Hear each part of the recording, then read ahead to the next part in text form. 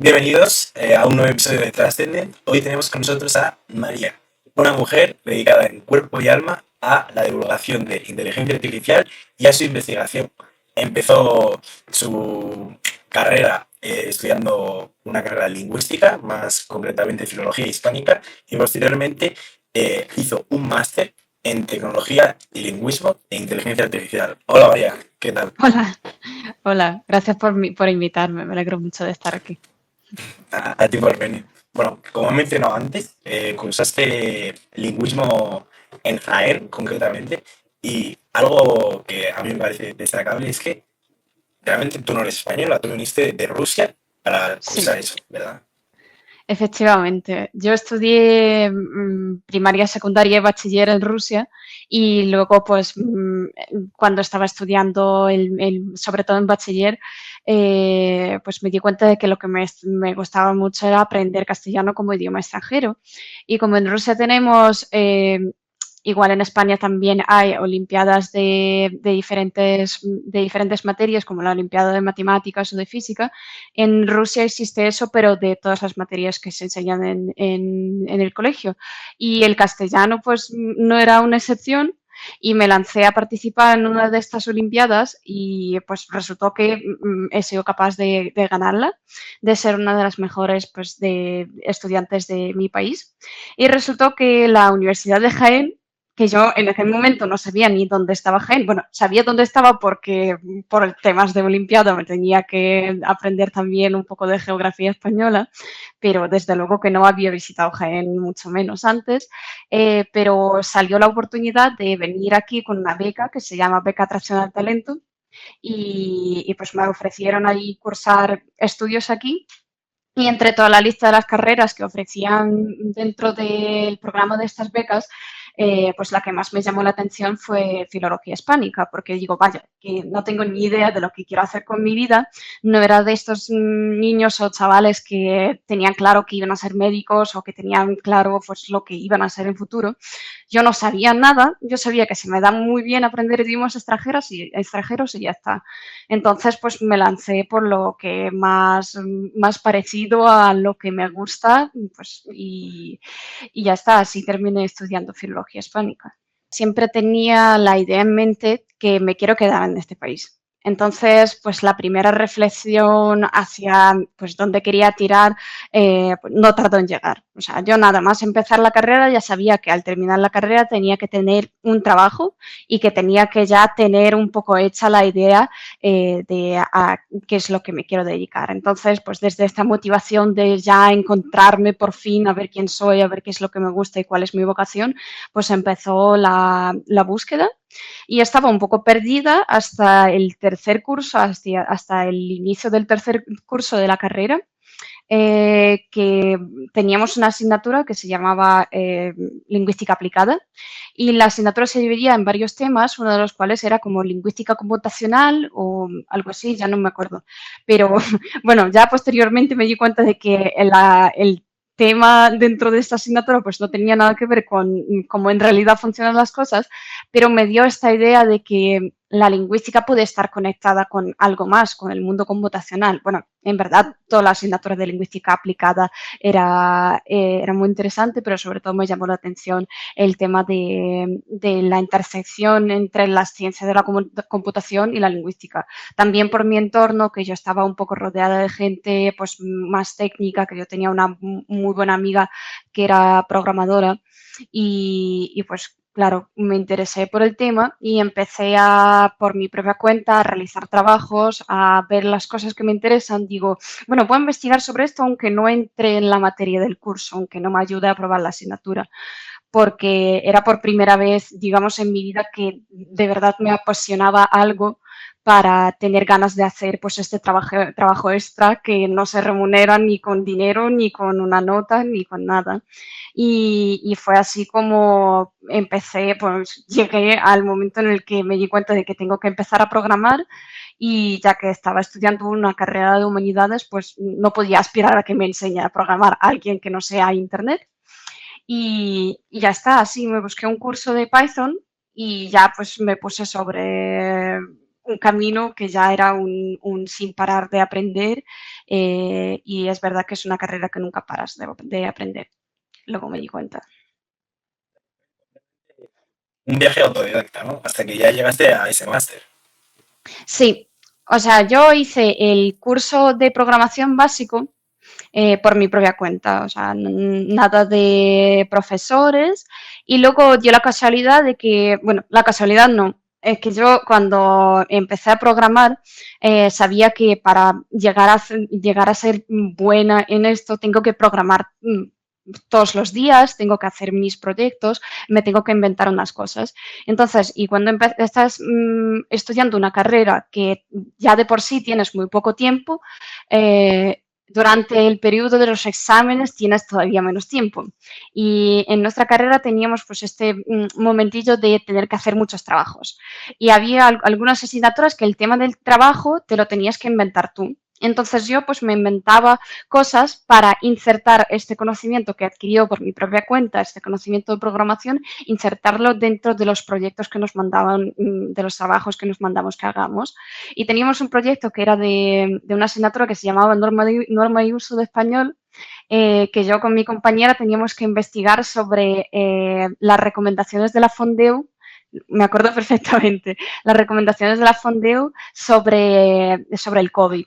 O sea, que había como una página web con ciento y pico recomendaciones de que si es la COVID o el COVID, cómo se escriben ciertas cosas, que, o sea, las abreviaturas, si es el SARS-CoV-2 o lo que sea, y eran como un montón de recomendaciones. Y este era el tema, nos dieron sobre el tema, que tenías que desarrollar un trabajo sobre estas recomendaciones.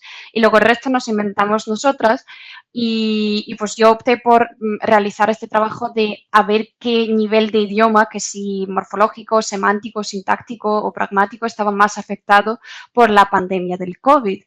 Y entonces no iba, ya sabiendo algo de programación, no iba a copiar y pegar todas las recomendaciones del sitio web, ¿no? O sea, ya sabes programar y dices, bueno, ya puedo automatizar ciertas cosas. Y hice lo que se llama un web scraper, que es un programa que se usa para coger datos de un sitio web. Lo programé yo y pusimos los datos en el Excel y luego mi amiga los etiquetó y la verdad es que salió un proyecto bastante bonito. Y al final, pues le pregunté a mi profesora que si en la presentación de este trabajo es relevante mencionar que hice cosas de programación. Pues digo, a lo mejor es una clase de enorme uso y a nadie le interesa que le hable de Python y cosas así. Y ella se sorprendió, me dijo, ostras, ¿haces estas cosas? Y dio la casualidad de que la semana anterior a eso conoció a una profesora del departamento de informática de la UJA que era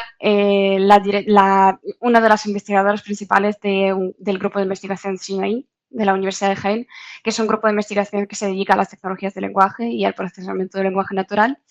Y entonces me dice, ¿quieres que le dé su correo y así os conocéis? No sé qué. Y pues esto fue el inicio de mi carrera en procesamiento del lenguaje natural.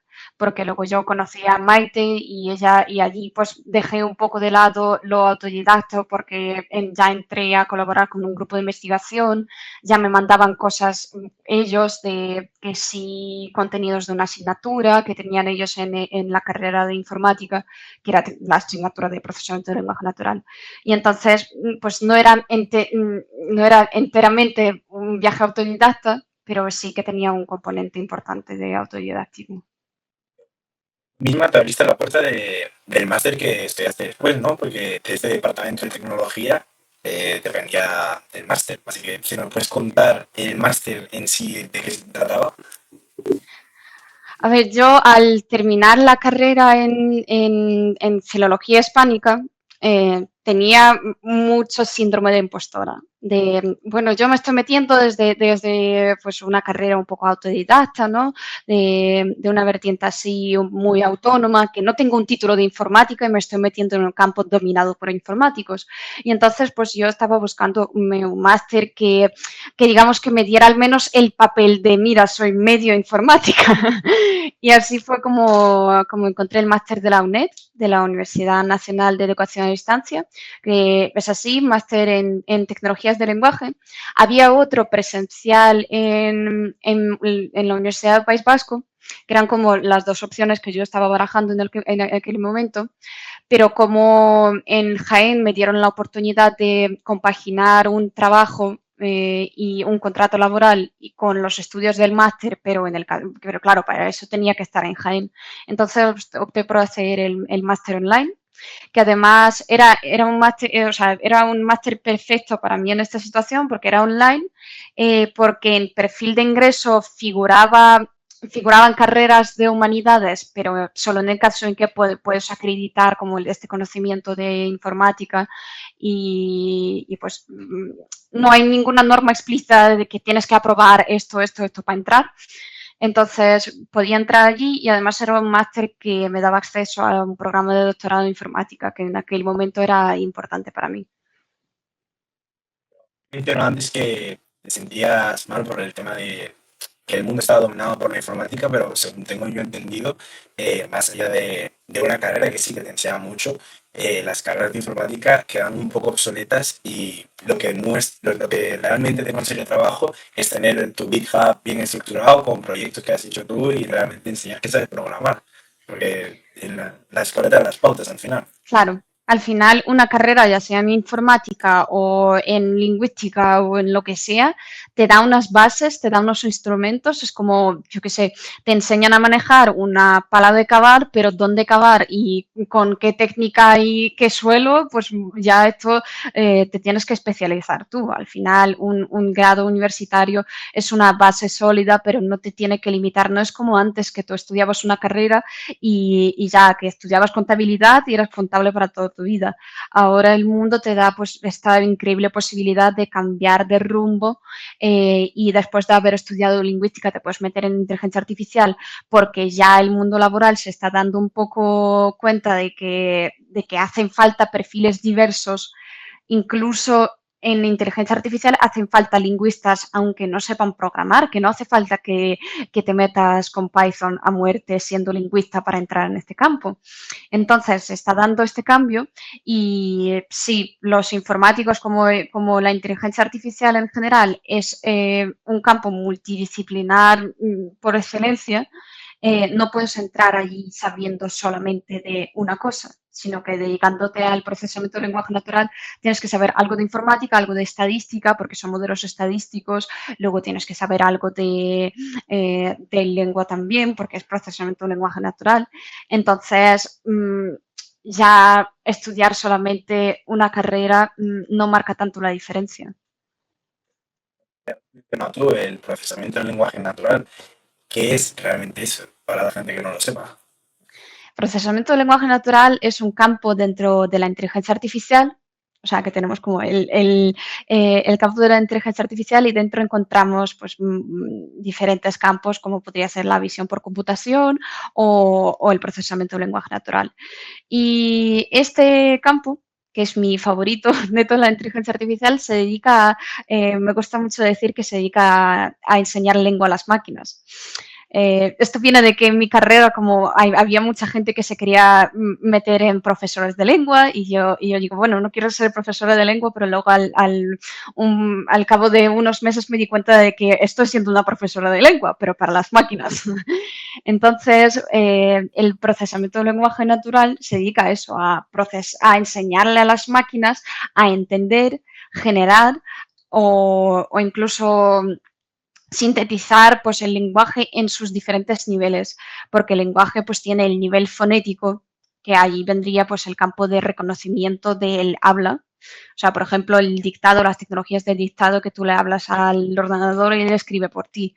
Luego, pues están los distintos niveles de que hay máquinas que tocan diferentes partes del lenguaje, que hay sistemas de generación de habla que tú le metes un texto y pues con una voz sintética muy buena, que conocemos las aplicaciones como Eleven Labs o la startup española de monoceros, de fonos, que son voces sintéticas. Entonces, sí, el campo de la inteligencia artificial es enorme y parece que, bueno, el procesamiento del lenguaje natural es solamente una parte, pero abre también una puerta a muchas cosas, porque no es lo mismo dedicarte a la generación de voces que dedicarte a, yo qué sé, clasificadores de textos. participación que tienen los estudiantes de la lengua en inteligencia artificial es el PLN o hay alguna otra cosa que aporten en el desarrollo de la inteligencia artificial los lingüistas? A ver, la inteligencia artificial ahora es un campo pues, que está viviendo un crecimiento fulgurante que no hemos visto nada, que está en boca de todos, la IA está por todos los lados.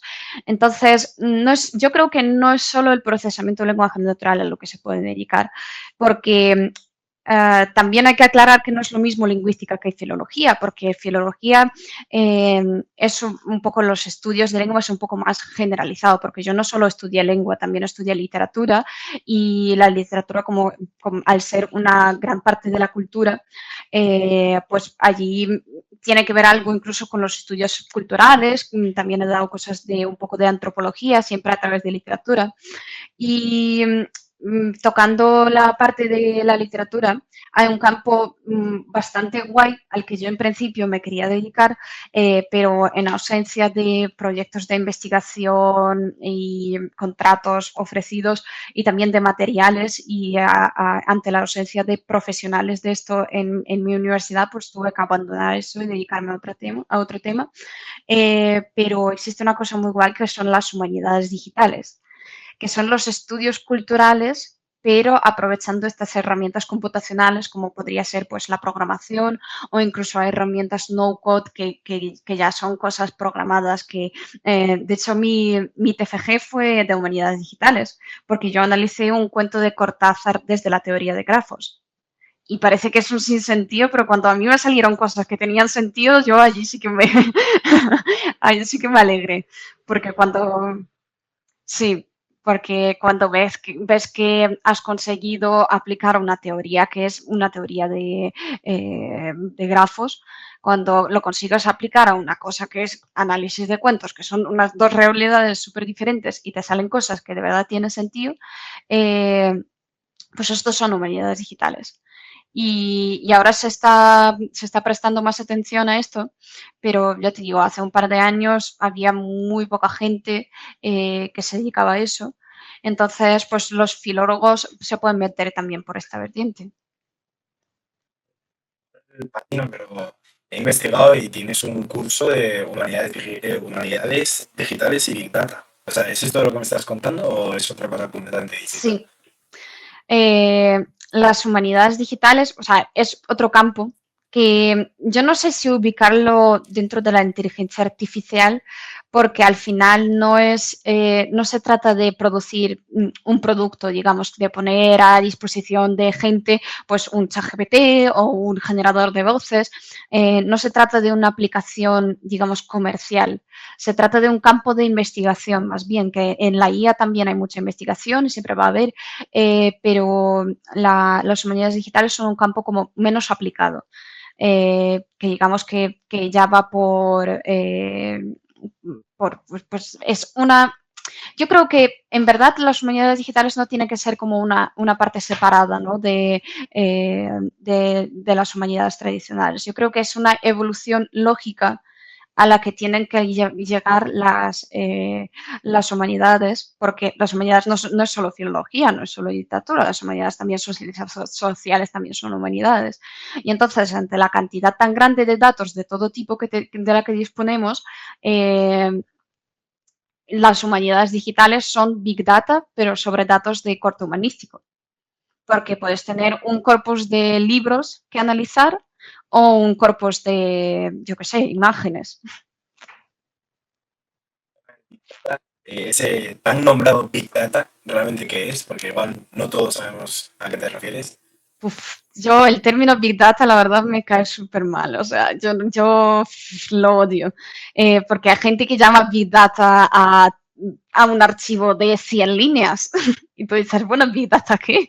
O sea, si no me equivoco, pues nació lo de Big Data cuando nos dimos cuenta de que tenemos muchos datos, ¿no? O sea, Big Data son datos grandes y en grandes cantidades.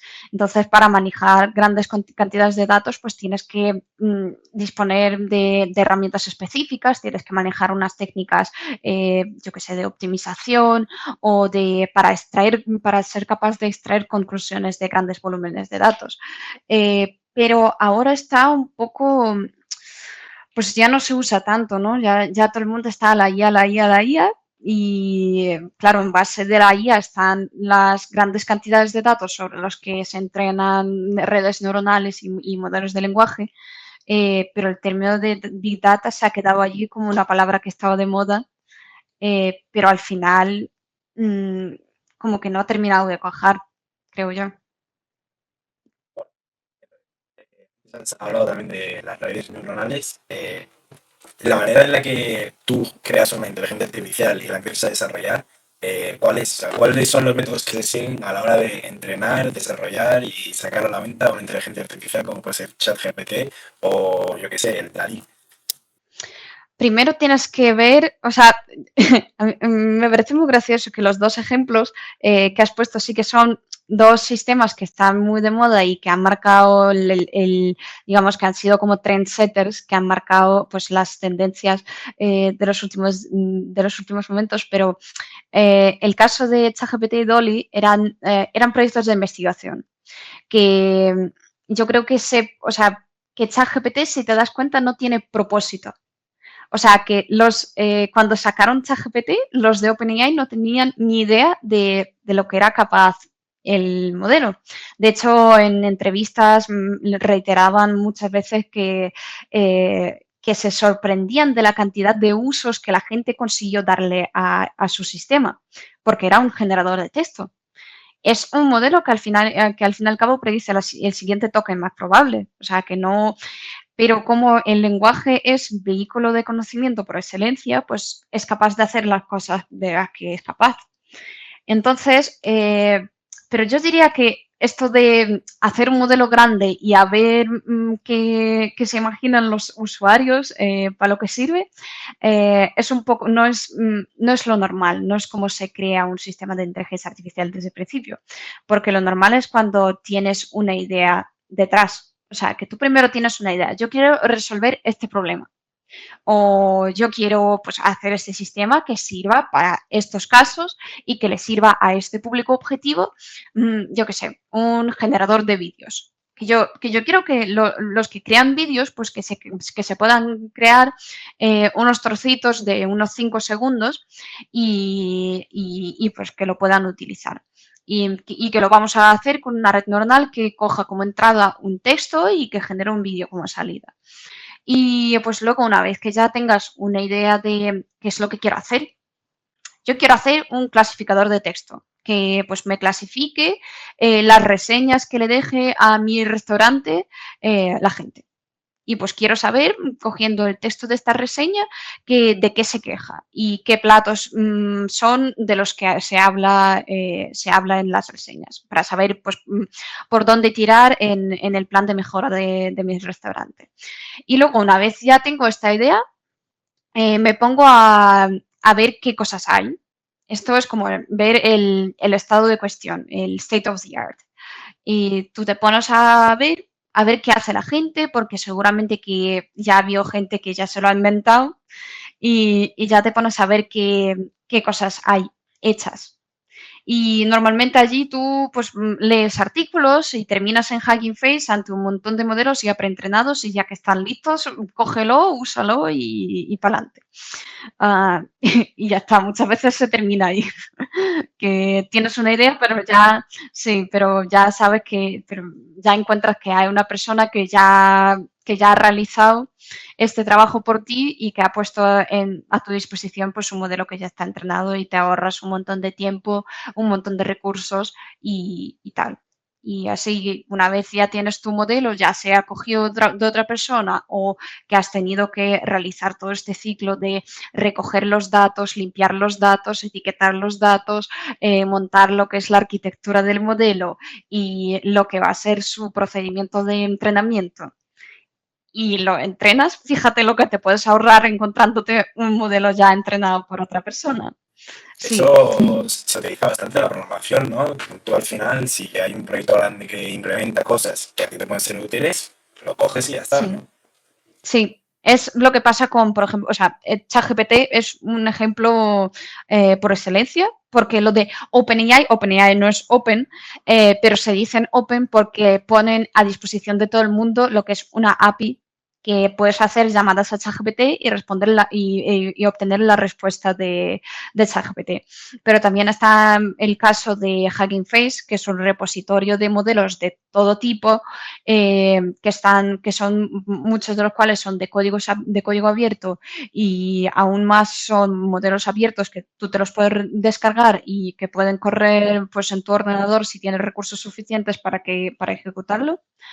Y sí, hay muchas formas de ahorrarte trabajo, básicamente.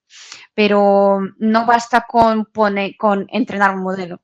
Y esto es en lo que pecan muchos data scientists de hoy en día y en lo que pecan muchas empresas en cuanto a las exigencias a sus trabajadores. Porque no es lo mismo saber entrenar un modelo que saber ponerlo en producción y montar el ecosistema alrededor de este modelo. Y pues eso, que una vez tienes el modelo, tienes que saber cómo integrarlo si tienes un sistema ya existente, que si tienes una aplicación que ya está hecha y le quieres integrar un modelo que haga una función dentro de esta aplicación, pues tienes que saber cosas de lo que llaman ML Ops, que es la parte del deployment del modelo. Bueno, tú que ya estás adentrada completamente en el mundo de la inteligencia artificial, ¿de qué manera esta te ha facilitado la vida y qué tipo de implementaciones tienes tú en tu día a día? Uf, yo en verdad no uso tanto para lo que podría usar.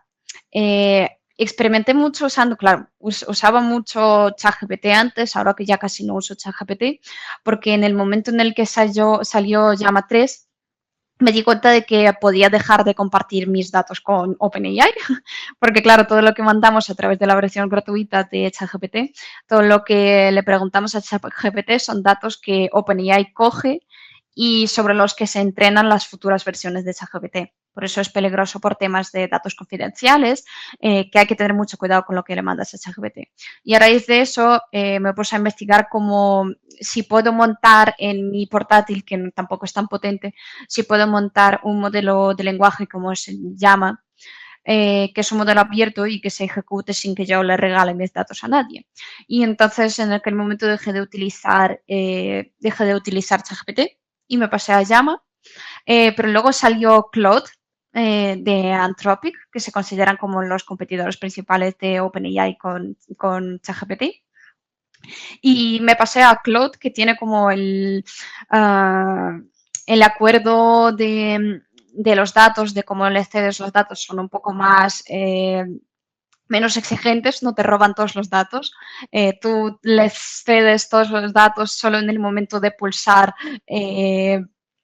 si no te gusta o si al revés, si te gusta una respuesta que te da el chatbot, en este momento sí que se mandan los datos a Anthropic. Y me pasé de usar ChatGPT, me pasé a usar Llama y luego empecé a usar Claude porque está muy bien. Y luego, en verdad, yo creo que la segunda inteligencia artificial que más uso es el modelo Stable Diffusion, que está montado en una herramienta online que se llama ClipDrop, que sirve para una tarea tan trivial como quitarle fondo a las imágenes. Sí, porque claro, por el tema de creación de contenido, la de quitar fondo, ya sea de una imagen, lo uso, ya digo, ClipDrop, o también para quitar el fondo en el vídeo por parte de edición de vídeo. Y eso me hacía pensar mucho en el tema de ChatGPT puso la inteligencia artificial de moda y ahora todo el mundo cree que la inteligencia artificial son los chatbots, pero la inteligencia artificial llevaba tela de tiempo alrededor de nosotros, ya sea el reconocimiento facial o las cosas de quitarle fondo a las imágenes o el algoritmo que te recomienda posts en Instagram, todo esto es inteligencia artificial y lleva un montón de tiempo en el mercado. Y los iPhones y los Apple y los los Google Fotos estos llevan un montón de tiempo teniendo reconocedores de objetos en las fotos que tú puedes buscar por tu galería, yo que sé, un perro y te salen todas las imágenes del perro. Entonces, pues yo creo que uso más cosas de inteligencia artificial discriminativa que de la generativa, pero reconozco que tengo que investigar más cosas, que es una tarea pendiente para mí, hacer un poco una revisión de las tareas repetitivas que hago yo en mi día a día y ver cómo las puedo automatizar con más herramientas que no he probado. Pero en verdad por ahora voy bien con lo que uso, que tampoco es tan complejo.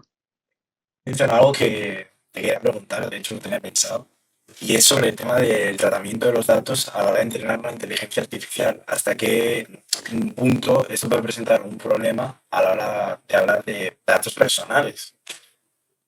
Claro. Cuando salió, unos meses después de que salió ChatGPT, lo prohibieron en Italia porque violaba la legislación por los temas de datos. Entonces, no sabemos exactamente qué datos se utilizaron para entrenar ChatGPT. Por lo visto no lo sabe ni la CTO de OpenAI.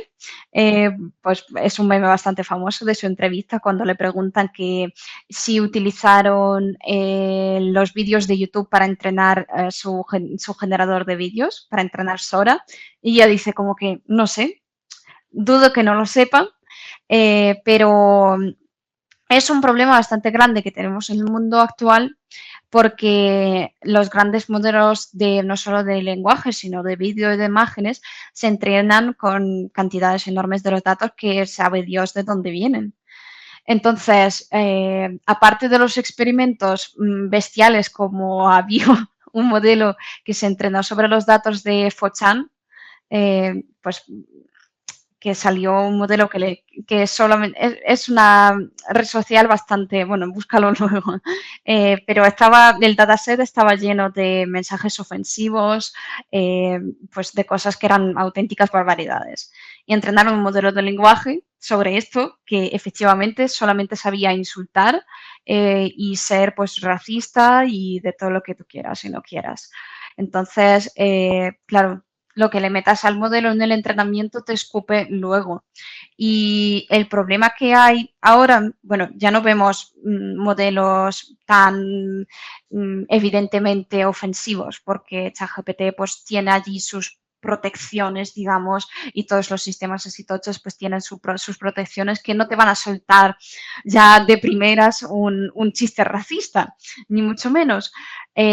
Pero sí que hay ciertos problemas a la hora de las tendencias generales, porque al entrenarse sobre todos los datos que generó la humanidad por Internet, salvo un filtrado básico de palabras clave y lo que sea, pues claro, vemos que estos sistemas que aprenden de nosotros pues reflejan tendencias tanto positivas como negativas que tiene la sociedad y son datos que reflejó OpenAI en su technical report que sacaron cuando sacaban GPT-4, que por ejemplo ChatGPT ahora tiende a si habla de mecánicos y de las profesiones que, a ver, que tendían a asociarse históricamente con el género masculino, pues va a decir con casi 100% de probabilidad, va a decir mecánico y no mecánica. Entonces, este sí que es un problema de los datos. Yo creo que va incluso, que es un poco más importante que los datos confidenciales, porque al final como que es una sopa muy grande que se cuece y a lo mejor pues algún número de teléfono que está allí metido en la base de datos, pues a lo mejor se disuelve y no se escupe así tal cual. Pero las tendencias de la sociedad pues son un poco más preocupantes, diría yo. Pero claro, la confidencialidad de los datos depende más de los usuarios, creo yo, de las herramientas, porque hay que ver lo que le metemos a ChatGPT. Son básicamente como bebés, ellos van a reproducir lo que tú le enseñes. Sí, hay un término que acuñaron unos investigadores, creo que de la Universidad de Washington, que, se, que se les dijeron a los modelos que son unos loros estocásticos. O sea, que son unos loros que aprenden a repetir cosas y que a veces, pues cuando un loro nos habla, podemos llegar a pensar en que un loro es consciente y que nos entiende y que de verdad se está expresando y está teniendo esta intención comunicativa. Pero al final tanto loro como, un modelo de lenguaje están muy lejos de tener una intención comunicativa. Así que sí, siempre hay que acordarse de que un modelo de lenguaje no tiene ninguna intención, solamente está produciendo la siguiente palabra más probable. No hay ningún método de aprendizaje que sea propio de la máquina, que sea retroalimentación, porque según yo tengo entendido que esto sobre todo está aplicado a videojuegos, había como una serie de... Tú le dabas una tarea a la inteligencia artificial y tras ensayo y error, ensayo y error, ensayo y error, desarrollaba una estrategia distinta hasta que conseguía lograr la tarea. Sí, estás hablando de una técnica que se llama aprendizaje por refuerzo, que es literalmente que es como lo has explicado tú. Pero al final son técnicas que te hacen corregir esta distribución de probabilidad. Por ejemplo, el aprendizaje por refuerzo en modelos de lenguaje se aplica para, una vez ya preentrenado el modelo, que nosotros le hemos enseñado el idioma, le hemos enseñado a hablar al lenguaje y ya sabe producir texto que es legible. Digamos que a lo mejor tiene sentido, otras veces no tiene sentido, pero es gramaticalmente correcto en la mayoría de los casos y es un texto que incluso puede llegar a confundirse con lo que produce un humano. Pero a veces pues te cuela unas alucinaciones o te cuela pues unas palabras inapropiadas o lo que sea y tú estas tendencias las quieres corregir y ya haces pues un segundo entrenamiento aplicando técnicas de aprendizaje por refuerzo para decirle, para enseñarle a un modelo qué tendencia tiene que seguir. O sea, que le enseñas, por ejemplo, los textos inapropiados y tú, el modelo va generando textos y tú vas puntuando estos textos y en función de la puntuación que le des a estos textos, el modelo vuelve a analizarlos y pues ya ocurre la magia del aprendizaje automático de las redes neuronales que extrae los patrones pues, de estas puntuaciones que le das a sus generaciones y consigue ajustar los pesos para, de acuerdo con la tarea que estás, de acuerdo con la meta que estás persiguiendo con tu entrenamiento. Que si, por ejemplo, tú estás, la evaluación que le retroalimentas al modelo, le estás dando en función de la ofensividad del texto generado, pues así vas a conseguir a desintoxicar el modelo poco a poco. Que si se lo das en función de, yo qué sé, otro aspecto, pues vas a conseguir avanzar por otro camino. Pues no hay una manera de que, por así decirlo, tú le das las pautas y ya completamente solo, porque esto no podría dar pie a que genere una especie de conciencia. A ver, al final con aprendizaje por refuerzo, como ya he dicho, estás ajustando la distribución de probabilidad, pero no estás cambiando la esencia del modelo, porque sigue siendo una máquina que predice la siguiente palabra más probable. Que no le pones pues una intención comunicativa por detrás, por mucho que lo parezca, por mucho que a la gente confunde pues un mensaje muy bien hecho que podría sonar romántico con empatía, por ejemplo, que mucha gente ahora ya está hablando con los chatbots como si fueran sus amigos, pero no, son imitaciones y es como decir, bueno, si yo hago una imitación de carne suficientemente buena, pero no va a ser carne, no va a llegar a ser carne. Entonces, si yo estoy imitando un lenguaje, o sea, dicho no estamos imitando ni la conciencia, o sea, estamos imitando el lenguaje y cómo se produce el lenguaje. Y luego ya, esto sí es verdad que resultó ser un método súper potente, pero no, yo dudo mucho de que pueda llegar a desarrollar la conciencia. Y si lo puede hacer, no va a ser con las técnicas de ahora. te quería preguntar si en un futuro tú crees que esta inteligencia se va a aplicar como un apoyo en la industria o va a sustituir los puestos de trabajo, porque eso es un miedo que se tiene mucho con la inteligencia artificial, va a quitar todos los trabajos repetitivos o cosas así. ¿Tú crees que realmente es un peligro? A ver, sí, ciertas profesiones van a desaparecer, pero es lo que siempre ha existido. Que antes habían personas cuyo trabajo era abrir puertas del ascensor y luego se automatizaron las puertas del ascensor y ya, no, y ya como que se ha perdido este trabajo, pero se han generado mucho más porque vaya que mi trabajo que yo actualmente estoy como ingeniera de modelos de lenguaje en una empresa, eh, mi puesto de trabajo no existía antes, o sea, que fue un puesto de trabajo que se generó a raíz de hecho, toda la empresa en la que trabajo yo con bastantes compañeros, se generó a raíz de esta revolución de la inteligencia artificial. Entonces, se habla mucho de que va a sustituir a los programadores, que va a sustituir a, pues yo que sé, que los generadores de imágenes van a sustituir a los creadores de contenido. Esto no creo, porque tanto para programar como para crear contenido te hace falta muchas más cosas que escribir código o generar una imagen que sea bonita. Entonces, pues los puestos muy complejos, que no sean repetitivos, que no sean crear un contrato, crear un no sé qué, crear una factura y que no sean tan digamos, formalizados, que tú haces las cosas como te las dicen y no tienes ningún efecto en cómo hacerlas porque tienes un protocolo y lo que tienes que hacer es seguir un protocolo, pues para esto de verdad que existen unas máquinas que se va a automatizar lo que se puede automatizar. Y también el capitalismo no perdona. Y, y, y pues eso, que las tareas repetitivas, pero que son repetitivas solo, que tú lo que haces es solo seguir un protocolo. Entonces, esto sí, pero esto se podía automatizar. Yo creo que no es tanto la inteligencia artificial generativa, lo de ChatGPT y eso, que es progreso, no solo la inteligencia artificial. Pero antes también tienes un canal bastante prolífero de divulgación de inteligencia artificial.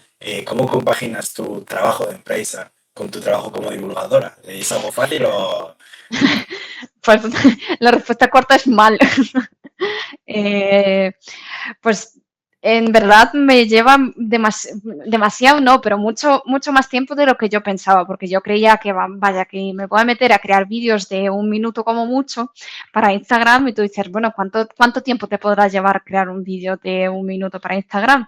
Pero luego recordando que el tipo de contenido que yo hago, pues digo, vaya, que a mí me resultaría, de hecho me lo estoy pensando ahora, en si me puedo pasar a otras plataformas con un formato más largo, porque sí que es verdad que investigar un tema, porque yo elijo un tema y monto un vídeo sobre un tema, que si una noticia de la inteligencia artificial o una tendencia sobre la que quiero comentar, y buscando este tema luego ya me pongo a leer y una de las tareas más difíciles es condensar toda esta información, todas estas cosas que he leído en un vídeo que tiene que ser que Instagram pues tiene un montón de problemas de estas de que el vídeo tiene que ser corto, que tienes siempre llamar la atención y no la pierdas porque si no hacen un swipe arriba y pierdes gente. Y entonces, pues eso lleva bastante tiempo porque luego yo lo hago todo yo, no tengo ni una persona que me lo edite, entonces me pongo aquí con CapCut a muerte y me gustaría un poco pasar a otro tipo de contenido que sea como menos efímero y eso, pero en verdad yo me motiva mucho mi audiencia y la gente que me deja los comentarios, que me escribe, que le dice que le gusta mi contenido, que le resulta, yo que sé, motivador o lo que sea. Yo cuando recibo estos mensajes, la verdad, o sea, son como la gasolina y pues yo ya recibir un mensaje así, ya tengo gasolina suficiente para llegar para la siguiente parada. ¿Y cómo, de dónde salió esta idea de divulgar inteligencia artificial. Bueno, y ciencia en general. Salió del hype que generó, que generaron los sistemas de generación de imágenes.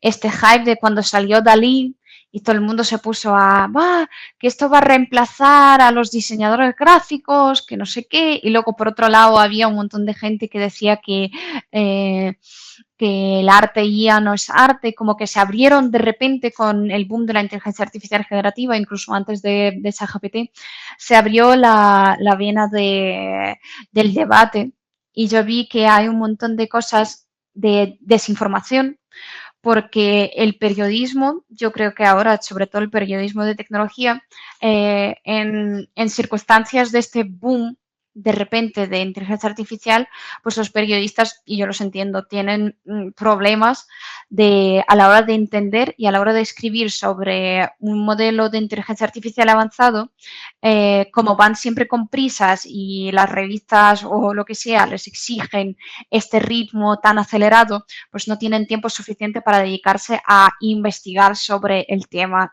al que están dedicando un artículo, un vídeo o lo que sea. Y entonces hay mucha desinformación o hay muchas cosas tergiversadas que a lo mejor sí que tienen algo que ver con la realidad, pero al final no lo son. Y entonces, en un momento en el que pues yo vine a un evento sobre inteligencia artificial y vino una persona a contar cosas que yo sabía que no eran verdad, pero solamente porque dio la casualidad de que yo el mismo día había leído sobre el tema y me había metido a ver las cosas sobre generadores de imágenes y luego pues voy a un evento divulgativo y veo que lo que se divulga no es tan cierto, pues allí digo, bueno, yo si no me monto un pequeño espacio para hablar yo de la inteligencia artificial, pues no habrá nadie que me aguante porque si no hablo por redes, les hablo a mis amigos y no pueden aguantar tanto. ¿Y cuándo fue este pico de crecimiento? O sea, ¿cuándo dijiste, hostia, este vídeo se me ha hecho viral y ahora llegan los servidores y hay ya feedback, comentarios, gente que te escribe, todo Sí, eso? fue cuando, es que Instagram es muy tonto para eso, o sea, nunca sabes qué vídeo, o sea, tú haces un vídeo y piensas, buah, esto va a ser viral, y no. Pero mi primer momento fue cuando di a conocer una herramienta que se llama SciSpace y es una herramienta de ayuda a lectura de artículos científicos que la verdad es que va genial y yo la descubrí y digo, bueno, voy a comentar porque es un tema, una cosa que me ayuda mucho a mí y voy a comentar sobre esta cosa. Y ya está, en aquel momento no tenía ni, ahora sí que tiene una suscripción, de hecho ahora me he hecho embajadora de SciSpace y tengo como mi código promo para la gente que se quieran suscribir, pero en aquel momento existía solo la versión gratis y yo hice un vídeo contando sobre eso y, y no sé por qué. El vídeo lo vio un montón de gente, me siguió un montón de gente y yo digo, vaya publicidad le he hecho gratis a este... Gratis, eh, gratis, hablarles embajadora, que si quieres decir tu sí, código o lo que quieras. de hecho ni me acuerdo, pero hay un vídeo allí, lo podéis ver, tengo historias guardadas sobre el tema. Entonces, eh, eso. Pero luego el vídeo mío que quizá más hype generó, y me alegro mucho de que sea este vídeo, fue hace poco, de hecho, hace unos meses, que yo publiqué en Semana Santa. Sobre un artículo científico en el que se coló el típico de ChatGPT de, claro, aquí tienes la introducción de tu artículo. Y entonces, pues yo cuando lo vi, se me abrieron los ojos así de grandes y yo digo, ¿qué es esto? Y grabé un vídeo así como con esta emoción casi en vivo, porque yo a la hora de verlo digo, bueno, ya que estoy con esta emoción, voy a ponerme a grabar porque si no se pierde el momento. Y es verdad, porque vaya que esto es indignante, que se cuelan cosas así en una revista que se supone que está revisada por pares y que se supone que se han pagado casi 3.000 euros o dólares por la publicación y por esta revisión. y también el impacto que llega a tener la inteligencia artificial generativa en todos los temas de publicaciones científicas es bastante importante. Y yo le dediqué un vídeo y me alegro de que hasta ahora sea mi vídeo más visto porque es un tema bastante tocho. Que, bueno, a ver, ya nos estamos acercando a lo que viene siendo el final y siempre cierro todas las entrevistas con la misma pregunta y es, si tú pudieses darle un consejo a las nuevas generaciones que vienen, ¿cuál sería? ¿Un consejo relacionado con tu campo o un consejo de la vida, lo que quieras?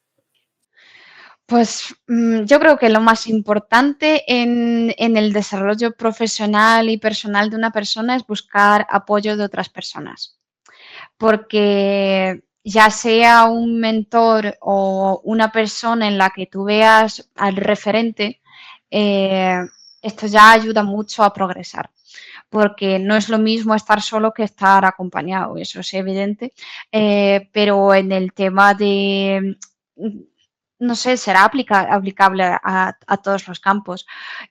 Porque yo, mientras estaba como de autodidacta, asistía a muchas conferencias online porque era la época del COVID y había muchas cosas online y las sigue viendo.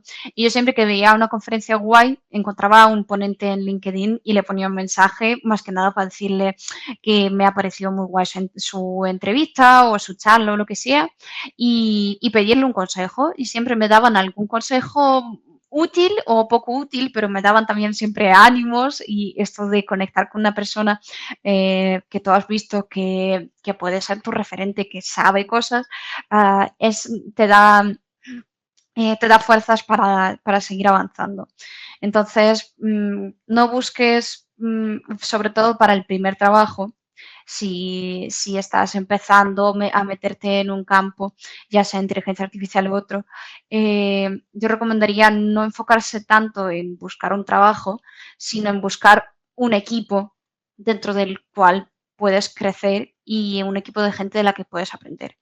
Y eso, tener ganas de aprender y ser consciente de que en tecnología son todo unas carreras de aprendizaje continuo, que no es terminar la carrera y ya no voy a tocar ni un libro de texto en mi vida. No, siempre van a salir cosas nuevas y vas a tener que estar al día, entonces ser consciente de que es un sin parar. Muchas gracias, María, por estar aquí y obviamente te deseo lo mejor. Y para vosotros que me escucháis desde casa o me veis desde casa, muchas gracias por llegar hasta aquí.